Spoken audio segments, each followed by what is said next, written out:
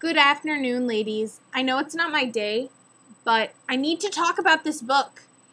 If you have listened to all of my video blogs and you've heard me talk about this book and you have not thought, maybe I should pick it up. Read it. It's literally changed my life. I mean, I feel like it was actually a lot of things all happening at once and becoming really a lot more educated on the state of the world all very quickly. But this book makes me want to take action. And I'm not even finished. I've only read this much. I still have all this left to go. All of that. And it's amazing. Poof levels are kind of high today. Sorry. Annie came, and we went to a Doctors Without Borders presentation, which is what I want to talk about. It was amazing. And after listening to their presentation, I've decided that when I graduate, I want to volunteer in a relief organization. I feel like my major is important. Art is important. And I'm not being sarcastic, it is important. It's important to me, and I think that if I hadn't been introduced to art, I wouldn't be the person that I am today, and I wouldn't have come to this place, and I wouldn't have decided to join a relief organization. But it's not as important as clean water and food and vaccinations for diseases that are so outdated in this country. And so I would like to do Doctors Without Borders, but I don't know if they have volunteer field positions. I know you can volunteer in their office, and maybe I would even do that because it's in New York City, and that's amazing.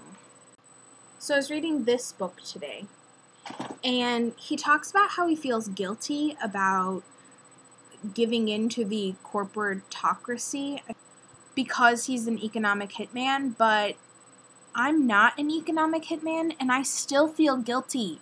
I feel like I'm part of a problem and not part of a solution, and that needs to stop. So I stopped reading because I had to go to class, and guess what class it was? Political science, my favorite class, even more than my art classes. Maybe I should reconsider? I don't know, I don't actually want to change my major, even though I was considering changing my major to Peace and Justice Studies, which is what Julia studies at University of Michigan, which would be awesome. But so I went to political science class, and we were talking about the amendments, and as I hope most of you know, we're given the right to protest if we don't believe in something. And I know that I've discussed that before, but today we talked about it in class, and I raised my hand and I asked, do you think that we as citizens are able to change the government? Because I sort of don't feel like we are. I feel like we're in more of an oligarchy than a democracy nowadays because a few people with a lot of money control the government and the rest of us are like puppets. I mean, voting is important. I vote. And if you don't vote, I'll probably judge you and think less of you. Not to be mean. But it is important because it is the way that our voices are heard. I just feel like our voices are very, very small. But the point is, I asked him if he thought that we could change government and change policy and really communicate with our government. And he said yes. He believes we can. He believes that if 10 people do it, it won't be as effective as if 1,000 people do it, which is obviously true. But I think I just needed to know that things can be changed, that people believe that we as citizens, as students, as workers, as little people in this country, we can change things. We can demand change from our senators and our congressmen and our legislature and our president because we have that right. We're allowed to do it. Just talking about that and knowing that encouraged me because I was feeling so frustrated about not being able to do anything. But I can, and you can, and together we can do lots of things. We can make a better country. And I mean, maybe it won't be this perfect utopian society that I see in my head, but we can still help try to fix things, because that's what matters, right? That we try and that we inform other people and other people are educated about the problem so that they can make informed decisions.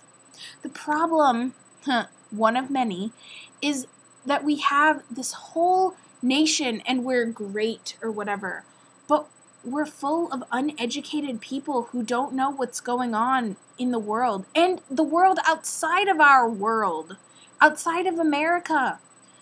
Reading this book, you learn so much history about what was happening in the world that you never heard about in our media.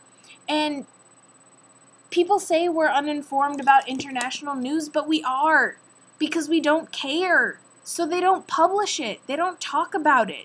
If we cared, it would be there. Newspapers and magazines and TV stations, they want you to watch, they want you to read. So if we cared about international news, it would be in there. But that's kind of off topic. The point is that we can change, and when we decide that there's something wrong and we need to change, we can change the government. And being the greatest nation on earth, we can change the world.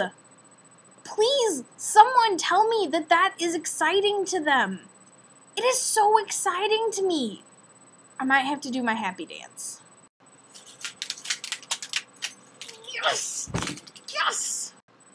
Okay, on a lighter note, and speaking of happy dances, I did a happy dance today in the library because I, Amanda Miller, am going home to Chicago in 75 days.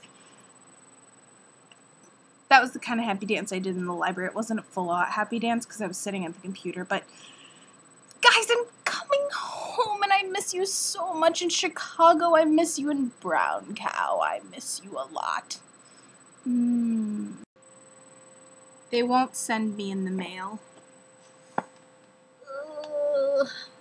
Because I won't fit.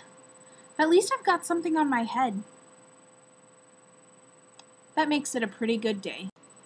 So my friends, I'll see you tomorrow. Nerdfighters! P.S. I'm supposed to mention Annie Bierman every time I talk about reading Confessions of an Economic Hitman. So, dear Annie, thanks for recommending an awesome book. You're awesome and made of awesome. Oh, and Annie and I have something to show you that's totally cool and totally Nerdfighters that we discovered at an antique show. Annie and I are secretly 80-year-old ladies. My being an 80-year-old lady isn't really a secret, though.